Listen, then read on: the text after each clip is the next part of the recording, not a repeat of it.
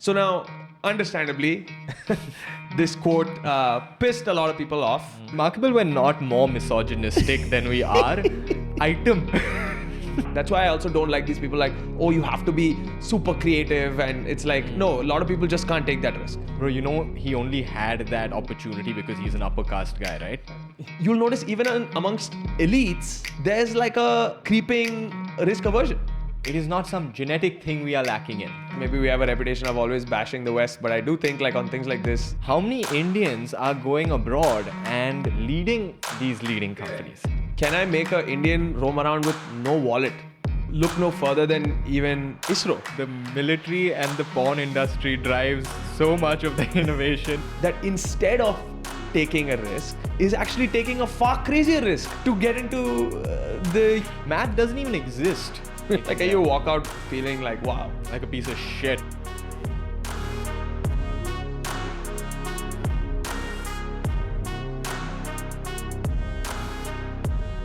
Welcome everyone to another episode of The Overcorrection. Today we have a question for you guys.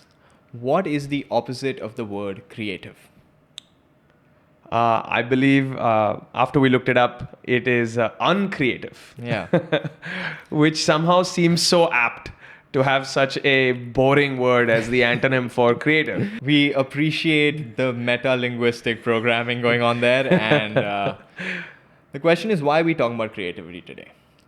We're talking about creativity because creativity, or the lack thereof in this particular case, has often been cited as a key reason that India is not operating on a global scale in terms of the types of businesses and ideas it has put out there. Exactly. Yeah. It's cited as a reason that it holds us back from, truly path-breaking and game-changing innovation.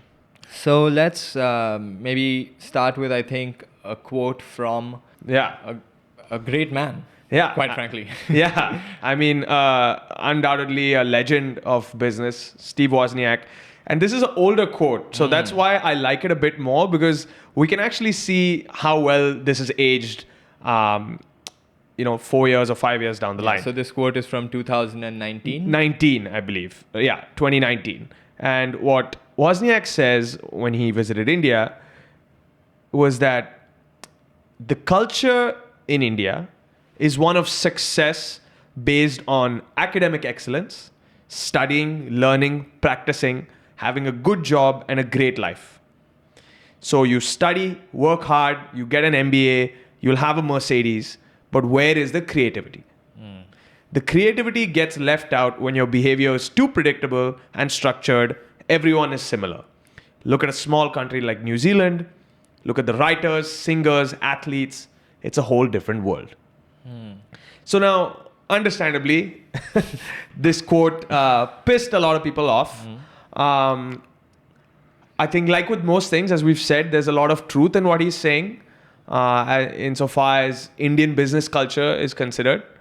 But I think he's way off on a lot too, right? Just for starters, to say that India does not have great artists is just fundamentally, it's palpably ridiculous. Yeah, patently untrue. A culture that has we're not even talking in the years, we're saying in the centuries, in the millennia, has been producing art in all its forms, right? Including having a dance like Odissi, national dance, which is one of the oldest in the world, if not the oldest. So it has been a part and parcel of Indian culture from the start. We've always wanted there to be arts in our life. And I guess his point is we may have lost some of that in the modern day and age. Although I would argue right now that indie music in India is amongst the best in the world. Yeah. And American music right now is just absolute garbage.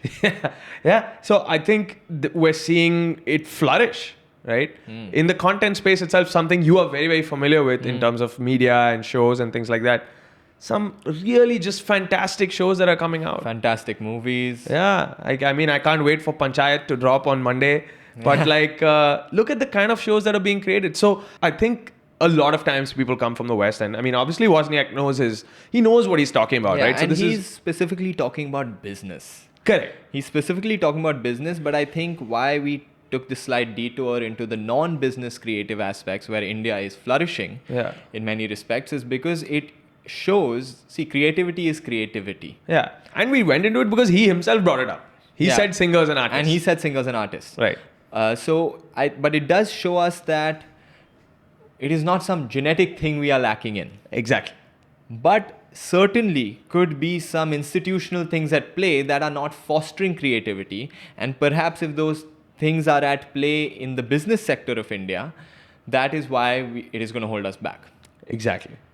That's where no matter how triggered I can get by seeing a quote like that, there's a strong element of truth, because I don't think, we push creativity into the workplace the way that you've seen in other countries, right? I think it ties in a big way to risk aversion as well. Yeah. Right? And I think this is something you had mentioned. It goes hand in hand. So I think we kind of have a dual problem. Yeah, because to be creative, you have to take a risk. Yeah. It's part and parcel of the game. If there was no risk, there would be nothing creative about the endeavor. You would know what you were going to get at the end of the chance. Correct. So if you're doing 3 hours of creative work, it's very different from doing 3 hours of accounting work. Correct. You can pretty much know what you would get in doing 3 hours of accounting work. Yeah. With creative work, you could work for 3 hours and have absolutely nothing. Nothing good to show for it. And that's taking a risk. You're risking wasting 3 hours of your life, having nothing to show for it. So risk aversion is a very important evolutionary trait. Yeah. But so is risk tolerance. Yeah. So is risk tolerance. Absolutely. So I think this is a great point to segue into an article written by the ZOHO founder. Yeah. Sridhar Vembu. He had a really interesting take, right? Because he echoes at some level what Wozniak is saying, albeit in a different lens. And he believes that India is being held back by conscious or not conscious, but India is being held back by a lack of R&D culture, right? Research and development culture. That's corporate for creativity, guys. Yeah. So in this article, what Sridhar Vembu is saying, it's actually an article that's based on a Twitter thread or X thread. And he was saying, how can India start producing globally competitive companies like Apple, Google, Pfizer, Samsung, Honda, Boeing, Huawei, companies like that, right?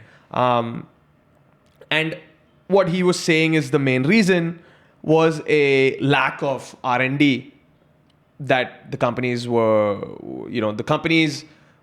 had a severe lack of R&D in their operations. And I think there's a lot of merit to what he's saying. But I think in the last 5 years, ever since if Wozniak quote was one of our anchor points, I do think we've come a long way even as far as R&D goes, though. We have come a long way. So I think it's important we talk about 2 different ways that an idea or a business can progress. And there is incremental growth and there's creative explosion. Yeah. So creative explosion is almost like this, a completely fundamental shift in how a business is conducted. So one thing where we can look at where India has done something like that is UPI. Yeah. Right. A fundamental change. It's not making card transactions a little more efficient. It's not making online banking just a little bit better, 5% each year, 10% each year. It is a 100x level change in terms of the effect it is having on the public, and it's groundbreaking in terms of its long-term ramifications. Yeah. It was a systematic plan behind a systematic creative plan on how can we change the way payments are done in the Indian context, right? So whereas creativity in the US to solve this problem might have been, okay, how can we improve our credit card penetration, which I'm sure companies will try and do. This was, hey, can we get rid of cards entirely? Can I make an Indian roam around with no wallet like I have done going out sometimes. I have no wallet, because I have my IDs on DigiLocker, which is government verified, so it counts as an official ID. And I have UPI, right?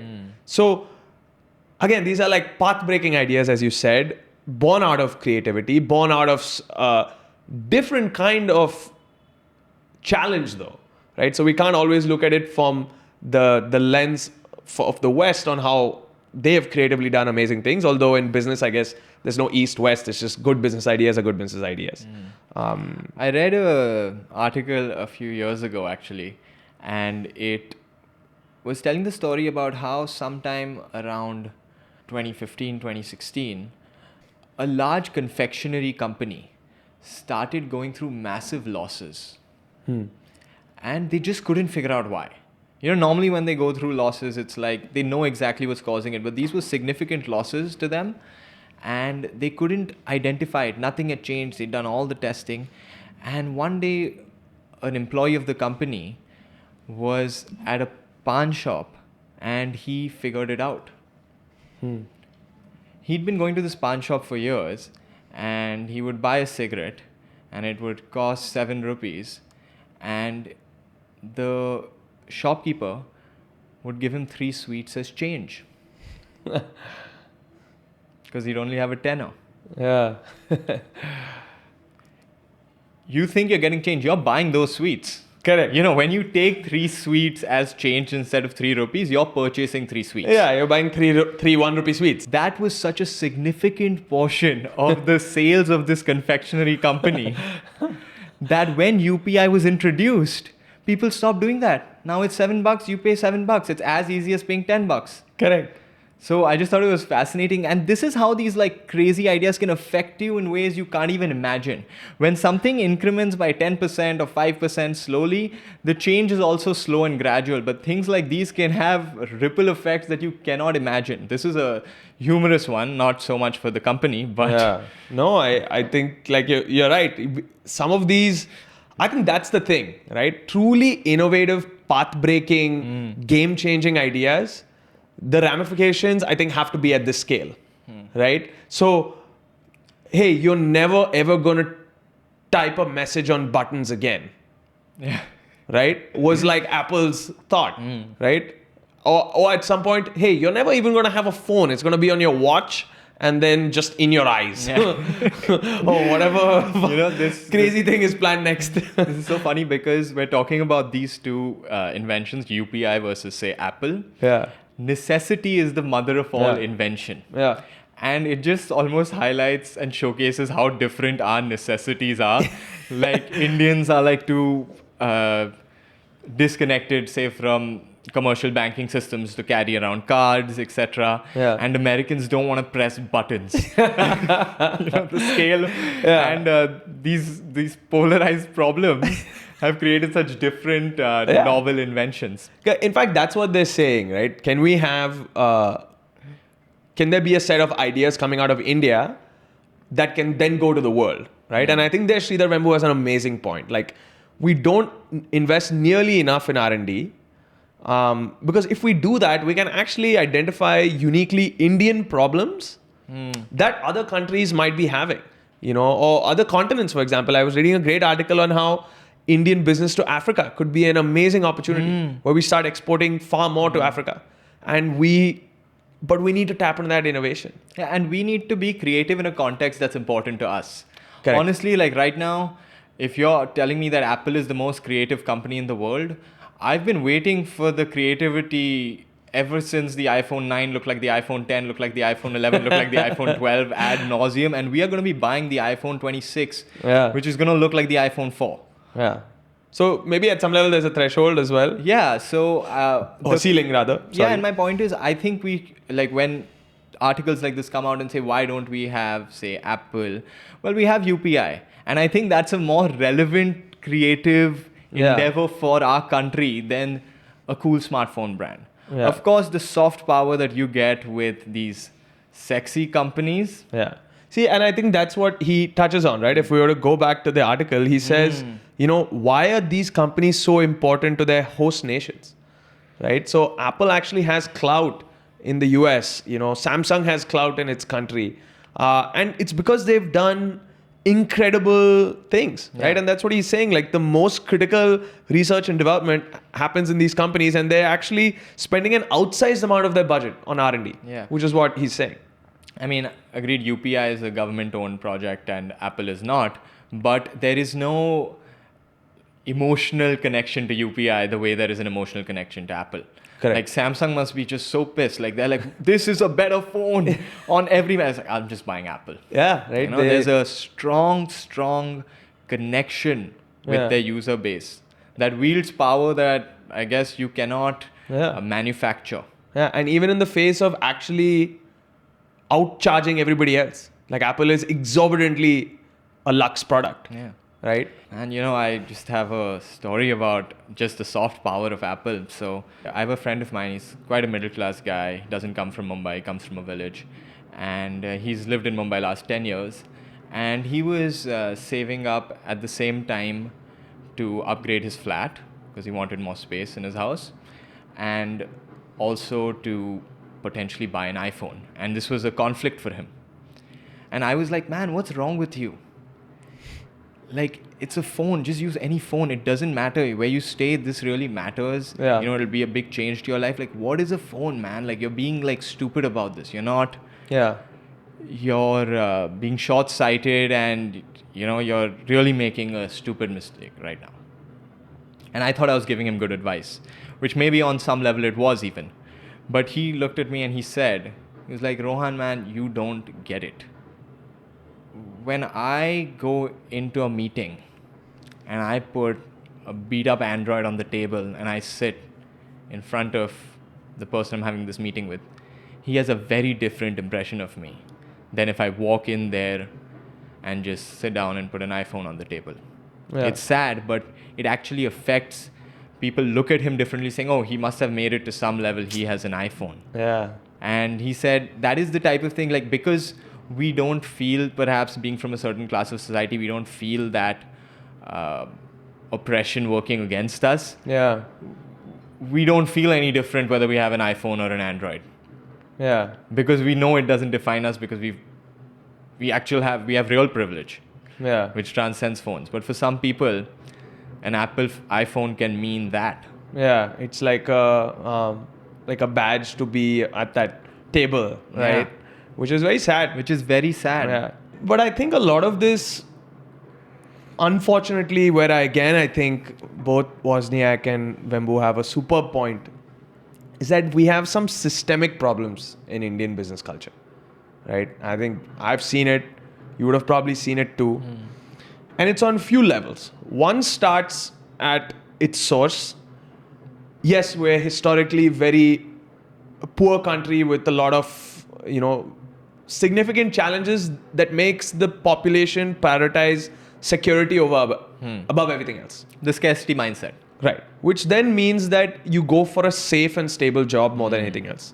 And I understand that right to my heart. That's why I also don't like these people like, oh, you have to be super creative. And it's like, no, a lot of people just can't take that risk. Yeah. Right?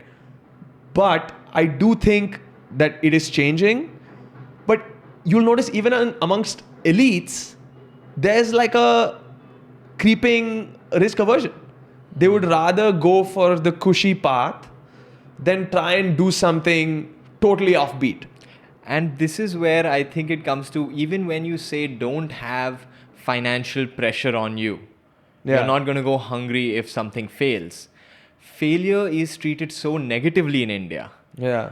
Whereas abroad, it's almost worn as a badge of honor. You hear this statement made by people, I failed. I started 10 businesses and I failed so many times. And then when I started the 11th, I finally made it. And those failures define me maybe even more than my success. The idea of learning from failure is something they talk about ad nauseum abroad, which I think is a very good thing to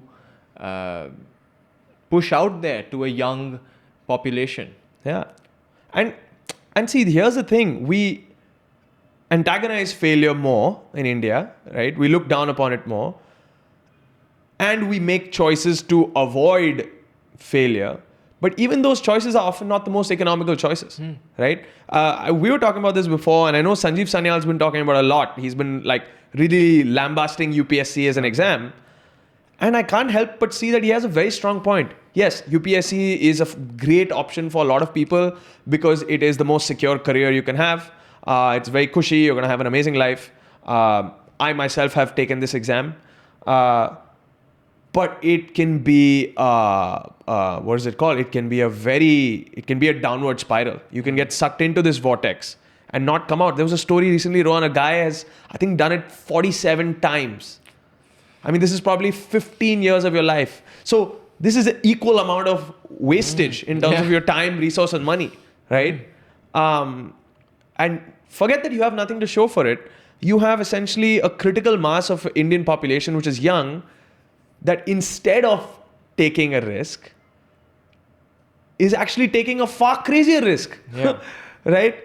To get into the Union Public Service Commission based exam. Based on the stats I've seen about UPSC, you're probably better off being like a TikToker or something, just stats wise. I mean, TikTok, 100%. You have a higher chance of getting into the Indian cricket team than getting into the into the Indian civil service, right? Like if I told you, Ron, would you bet on this? If I asked this person on the road, hey, would you make a 1 in a million bet? They'd say no. But people do it with their life, right? So we say risk aversion. We are risk averse, but we're also like taking insane risk, right? So and as much as I loved the movie 12th Fail, which say romanticizes that man. What if he became that guy? Yeah. See, for every 12th fail story, you're not reading the 47 times I've tried story, right? Yeah. And I'm sure he's going to finally crack. They show it in the movie with that chaiwala. Correct, right? But still. And my thing is, what are you testing in these exams, right? It goes back to the education point, which no matter how much we can say Wozniak was wrong in his quote, he is right on this part. Completely. Like we've had the luxury of having both an Indian education and a Western education. Yeah. And we've even studied parts of the Western syllabus while we were still in India. Correct. And I think we got to see a complete side-by-side comparison. The way we studied maths. So I majored in maths and philosophy. The way we studied maths in college was open book, open internet exams. Do whatever you want. Even just don't have someone do it for you. Yeah. If we had an open book exam in maths, I think I could have got through 12th grade without learning a single thing. Yeah. Because we used to have particular types of problems. Like maths tuitions used to say that these are the 25 types of problems you can get. Learn the step-by-step solution to each one of them and just hope you remember the one that comes. And we used to be like, the question paper would open and you would hear yes, I remember this one. I'd learned this answer. Yeah. In maths, we discussed this about history. Yeah. Which rote. in itself, it's just rote. But it was rote in math. Yeah. Which is so sad because it is such a profoundly beautiful subject. And should be an incredibly creative subject. Math is math doesn't even exist. This thing how are you studying? Math does not exist. All this linear algebra and equations, these are completely made up, fabricated variables. 2a, 3, 4b, x square, y. These are not real things in this world. So they are born out of absolutely nothing. A guy's idea in his head. A tremendously creative idea to think that I can map out this freaking world with numbers and letters that weren't given to me. Incredible. And now people are just learning. The people are reading math like it's a sentence to learn. X plus y whole square is x square plus y square plus 2xy. Yeah. I might as well be reciting a poem. Yeah. Then just replace an x with here, replace an y in there. And I think this carries into later into your career too, right? You're not trying to really do something path-breaking or take that creative risk. You're just towing the line. There is a quote by a famous professor named Professor Prahlad. And he details out what he thinks is the difference between entrepreneurs and managers. Okay. People always think of an entrepreneur as someone who has started his own business. And a manager is someone who works for a business. Mm-hmm. But really what he says is the difference between an entrepreneur and a manager comes down to mindset, not where you work. A manager has this mindset. My ambition will be less than or equal to my resources. Okay? A less than or equal to R. If I have this many resources, I'll be able to give you this much output. If you increase my resources, I will increase the output. Yeah. We've seen this classically coined in bhai, itne mein itna hi milega. Okay, we've heard this our whole lives. Exactly. An entrepreneur does not give a damn about what his resources are. Yeah. His ambition greater than our resources. Yeah. I don't care what resources I have. This is what I want. Yeah. This is the goal. And I will do what it takes to make this happen. Now I will look at what resources that I have and I will make a decision this way. Yeah. There are cases in which this has actually been applied, and it's so funny where you imagine a situation where you go to your boss and you work in sales and you're setting your targets for the year. Last year we did 100 units. This year your target is 130. What does the sales guy say? Oh, no, sir, 130, that's too much. How? We can't do 100 to 130. Let's, 125 chalo. Yeah, let's go. Let's. It's like a negotiation within that bank. Yeah, right? within that bank, okay, chalo, 125. And he's thinking that, 125, I'll hit it for sure. Yeah. I'll get my bonus. Yeah. And, good. And he wants his bonus, sure. But what happens when the boss says, you know what? No, this is it. Your target is 500. What does the guy do? Does he negotiate down to 400? What would even be the point be? Like if you're doing 500, you might as well, if you're doing 500, you might as well do 400, you might as well do 600. Yeah. And the salesman walks out being like, he's like, hey, listen, let's at least try. I'm going to fail anyways. Yeah. I'm not going to hit 500, but what if I tried to hit 500? What would happen? And what that means is you take a completely different approach now. Yeah. You can't do what you were doing to get from 100 to 125. Yeah. To get from 100 to 500. Yeah. And you know what happens? He doesn't get 500, but he does something completely revolutionary and he gets 250. 250. He was worried about hitting 130. Yeah. So that change in mindset led to exponential. Yeah. It's almost sad it happened this way, that by guaranteeing failure, you removed the fear of it. Yeah. They'd accepted it. We're not going to hit 500, but chalo, we can try. We can try to our heart's content. That's an amazing lesson. And I think that I want to use that in my life now Yeah, too. we should. And we should aim for the stars. And regardless of what we have at our disposal, and that out of that necessity will come invention. Yeah. Another lesson from this is that being an entrepreneur or having an entrepreneurial mindset has nothing to do with necessarily running your own business. Yeah. You don't have to be a startup. You don't have to be a startup. Yeah. You can be working in a business. Yeah. There's a concept of an intrapreneur. Yeah. Someone who works within a company, a large organization that is not his or hers, but works with the same ownership and the same level of passion and ability to foresee big change as an entrepreneur. It's a mindset. Yeah. I mean, I think look no further than even ISRO in India, right? Imagine the team that says, hey, so the last Mars mission was done by the US at 800 million. Can we do it at 70? So not, I'm trying to save 5 to 10 million. Can I save 700 million? Right? So that, like you're saying, that is a game-changing thought. Game-changing. And people will be like, no, are you crazy? Okay, maybe we can get 5% more efficient on the fuel, 10% more efficient on the scaffolding, and maybe I'll give you... Yeah, smaller payload, whatever. But like this is just a revolutionary way to launch. And that has now forever changed the game for low-cost launches. Or even Mr. Musk's SpaceX. Oh my God. Profound. Hey, can we just use the same rocket again? Can we use the same launcher again? People have been like, you're insane or what? And now that's going to be the future. I have to, since we brought up Elon, and he has a step in his iterative process of this section of incremental growth. And one of his steps is get rid of all redundancies. Okay? Easy enough to say. Get rid of so many redundancies that you may have to put some back in. Okay? In fact, if you don't have to put back in 10% of what you took out, you didn't take out enough.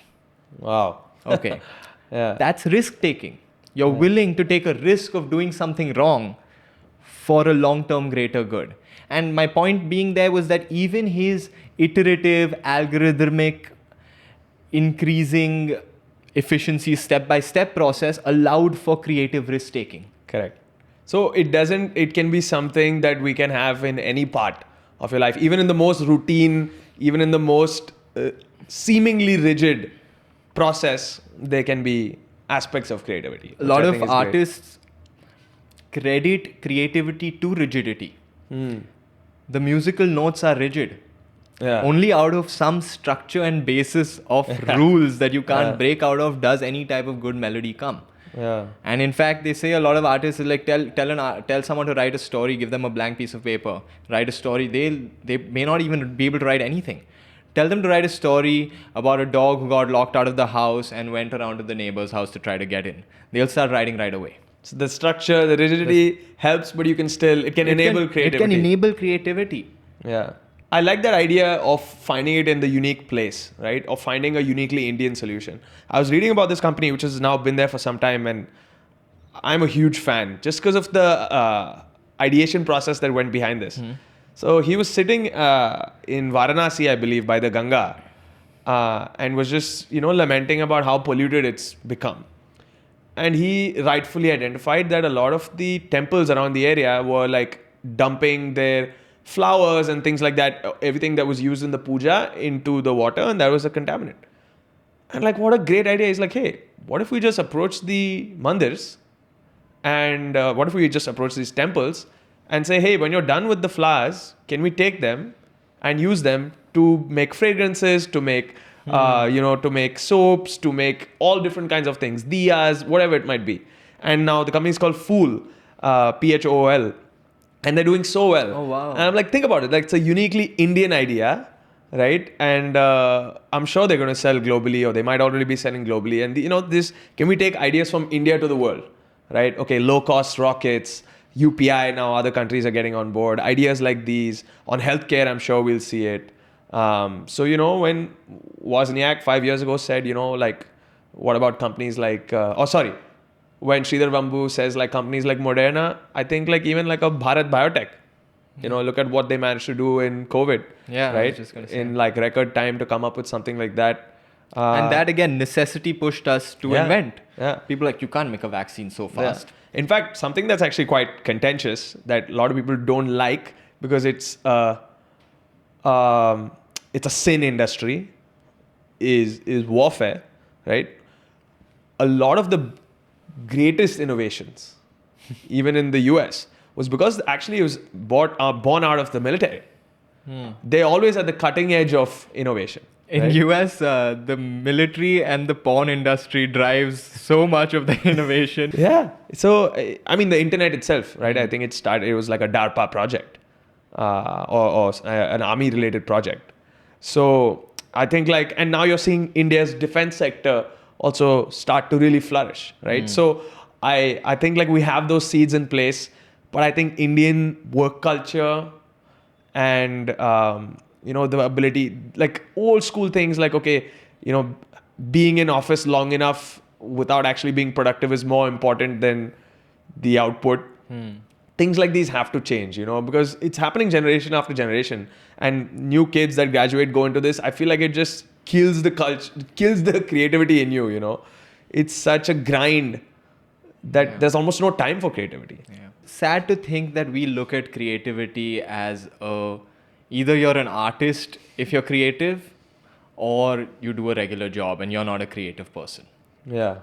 Some of the anyone who's funny is creative, and some of the funniest people I know work regular jobs. Yeah. So they are intrinsically creative. Maybe they've not harnessed it towards, say, being a stand-up comedian or a musician or something like that, but they have this capacity of divergent thinking. Yeah. Lateral thinking rather, Yeah. that should be pushed and encouraged in the workforce, because at the end of the day, a million great songs are not going to pull us out of poverty. We'll just be a hungry country singing a lot. Yeah, making really good music. But We need more creative people moving into the industrialized part of our correct. workforce. Yeah, and I think I think again, both Sridhar himself talks about it, and a lot of people have actually said this as hey, India doesn't need to worry in the long term because it's just a growth curve like anything else. So when America was in its developing phase, you had more often than not people enter jobs with the focus on safety, security, not that much innovation. But the minute you become developed, you start focusing extensively on things like the arts, creative pursuits, things like that. So they're saying India is not quite there yet because the inequality is so vast, but we will slowly start getting there. And I think you're seeing that. You're seeing it in sports, you're seeing it in business, you're seeing it in creativity, in arts. I completely get you, but to that point, I would address something we spoke about earlier: the risk aversion amongst elite Indians. Yeah, it's quite a bit. It's quite a bit. Yeah, and I think they often need to push the needle, right? Yeah, and it's not about becoming an artist. I'd say it's incumbent on Indian business leaders Yeah. to allow for a risk-taking culture in their companies to their own benefit at the end of the day. So I think there were these studies about how Google or one of these big tech companies worked abroad, and 20% of the engineer's time had to be dedicated to unstructured projects, not been given to you, not been handed down to you. Okay, 20% of their time they have to work on whatever they think is cool. Right. And all the best ideas come right out of there. Yeah. Yeah, it's amazing. Yeah, I know. I think in this podcast, maybe we have a reputation of always bashing the West, but I do think like on things like this, they really have a template on how you can be extremely innovative, creative, and push the needle on building awesome stuff. It's why they got where they are. Yeah. I mean, they say like, look at the people who inhabited America. Yeah. They left England on a boat at a time Yeah. when, you don't know what's on the other side there.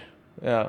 And you're willing to take a chance with it all and go settle. And they found a beautiful piece of land and killed a bunch of people for it, allegedly. Yeah, definitely.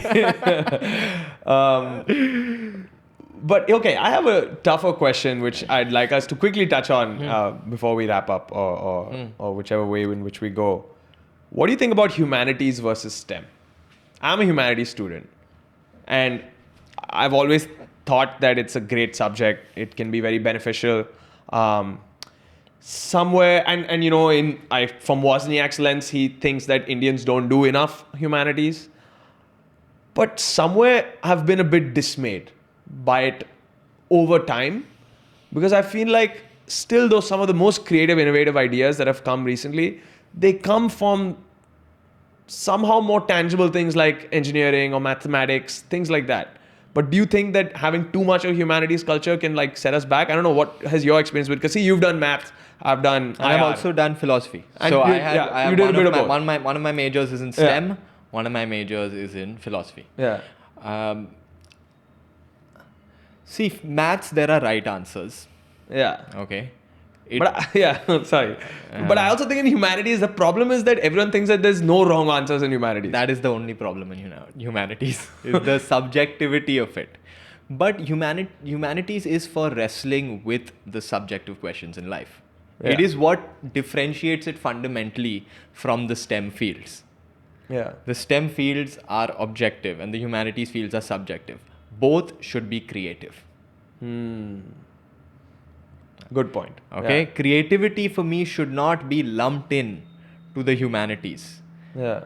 There was this report that came out recently about the number of IIT students, IIT graduates who are not able to find gainful employment. Right. Now, I tried looking it up, but I couldn't find the data. I want to know how many of those were IITians from the humanities part of IIT school. Because, and I'm sure it's not all those people. Otherwise, I'm sure they would have reported. But And it's been a bad labor market in general. A bad labor market in general. Like there. So I think with some of the arts, education is not a good way to guarantee you will be learning a creative process. Yeah. There's value to it, but Yeah. a lot of the most creative people I have met are actually engineers. I know someone who hires a lot of writers, and he tests them on whether his first test to some writers is whether they can do basic math problems. Basic, nothing crazy, but are you like averse to just following a basic line of logical reasoning through? Because then you will not be able to do this creative process. Because creativity, it rests on the back of structure. Music to me is something that I have studied for many years. So It's a perfect example of your statement, right? Perfect example. It's creativity born out of structure. Yeah. And then to a bigger discussion with some almost divine level rooting as to why this shit sounds good. Yeah. No one can explain it. I have looked this up in depth. No one can tell you why music sounds good. Little offshoot, but I just basically, it's just this whole thing about creativity and its fight with, say, structure and organization, needs to be broken fundamentally. Yeah. And like you're saying to the first question, we need both. You need humanities and you need STEM, but both need to have some risk appetite and creativity, right? To get the best out of both of those things, right? And I think that would put us on an amazing path. I think India's on that path, but kind of supercharge that, right? And not be known for, just being hyper efficient or just, workhorses. Like they were saying about, what are we contributing to, say, even like the sexier companies like Apple? Oh, manufacturing. Yeah. But sorry, I'm glad we brought this up, but you brought up a good point. How many Indians are going abroad and leading these leading companies? Right, which goes right against what Wozniak is saying, right? Yeah. The CEOs, so India actually has a brain drain problem also. So we have tremendously creative people that have been a part of these amazing companies. They just went to America for a whole host of other reasons which India has to improve on, like basic civil infrastructure, pollution, cleanliness, getting things done. We have a long way to go. So I think it's always there, and this is... And also, just to maybe tie a whole loop on this whole Wozniak thing, Steve Jobs, the alleged creative mastermind of Apple, came to India to get a lot of his inspiration to make Apple. Yeah. Steve Jobs came to India to get his inspiration for Apple. Correct. Not by chance. Yeah. Right. There was something he found in this culture that gave him maybe the freedom spiritually to be free. Yeah. Yeah. And it's very powerful, man. Everyone from you've seen the Beatles ashram in Rishikesh. Yeah. But see, that's what I think. I think maybe at some level we are moving further away from it. And we need to find that within ourselves again and tap into that as we engage in professional or, artistic endeavors. And I think with this one, my main takeaway is that, see, artists are always going to try to be creative. But I think it's time that people bring that entrepreneurial, intrapreneurial mindset to business. Yeah, 100%. 100%. Or actually, I would even challenge you. Or even into arts. Take I know we've spoken about Bollywood so many times. When was the last Bollywood song that wasn't a remix of an old song? So you're actually seeing a lack of literally zero new music. Yeah. What is going on? So it's all just coming from the indie side. But in your pop music, it's just remixed old songs. Yeah. Item songs will never go away, guys. Yeah, I mean... Item numbers, bro. What a time we grew up in, now the 90s. Just epic. You're just songs. 6-7 years old and you walk around and you hear, "Arey, wo item number suna kya?" Yeah, I don't think there's any other industry or any other film industries in other countries that have such a... It's remarkable we're not more misogynistic than we are. Item. Before I knew the word, I did, as a 6-year-old, 7-year-old, you can't understand the metaphorical connotation of calling this woman on screen an item. Yeah. But we knew it. We knew item girl, item song, just drilled in there. Yeah, it's pretty messed up. Pretty messed up. Pretty messed up. But some great, again, some great songs have come out of this Yeah. process. Yeah. But yeah, I think, like you're saying, sorry, too, but I do think even in the creative scene Yeah. in India, at least in the popular creative scene, I think we need to find that within ourselves again to make new things. And this might be a personal view, and I haven't explored it, but as far as what I've seen in Bollywood these days, it's not been very exciting or new, Yeah, there's a hidden gem here and there. Yeah. But even in Hollywood, it's not like they made some like crazy. But when I saw The Big Short, Yeah. okay, so that was for me, it remains to this date one of my favorite movies. It was a completely different approach at filmmaking. Yeah. Like nothing we had really ever seen before. Its Yeah. style, its fictionalization, it's telling the real story. A completely different viewing experience than any other Yeah. movie versus other movies which are just like better versions of this Yeah. or better Correct. versions of that. Correct. And you're not going to have every movie be something that different. Yeah. Then it'll stop being different. Yeah. But every now and then, which was the last Indian film that made you go like, I like 12th Fail. Yeah. Because I liked its filmmaking style Yeah, as well, 12th and the Fail story was such. It had that same Big Short vibe, right? The It was just realistic superb. filmmaking. Like yeah. you walk out feeling like, wow, like a piece of shit. That's what you feel. don't work really hard enough. Yeah, I'm like, bro, what, dude? I just wasted a lot of time watching this movie. And Yeah. Can you believe? Like, I was like, on one hand, you watch 12th Fail, and I said, man, can you believe this guy? So impressive. I feel like such a lazy bum. I don't work hard enough. I should work harder. And I start working harder. And you have people echoing this opinion, and then someone to my right says, bro, he only had that opportunity because he's an upper caste guy, right? If he was lower caste, he wouldn't have even had that chance. Yeah. And I was like, shit, fair enough, man. But dude, that's so, like, where do you even go from there? Yeah. You're not really getting a strong lesson out of this, right? That's the problem. I guess that's the problem. There's a very negative lesson out of it, but also a reality. Yeah. Also a reality. Yeah. And within that, then it's like, okay, if you were, the reason he could take that exam those many times is because he was not upper caste enough. Yeah. And then even an upper caste person can only take it certain amount of times.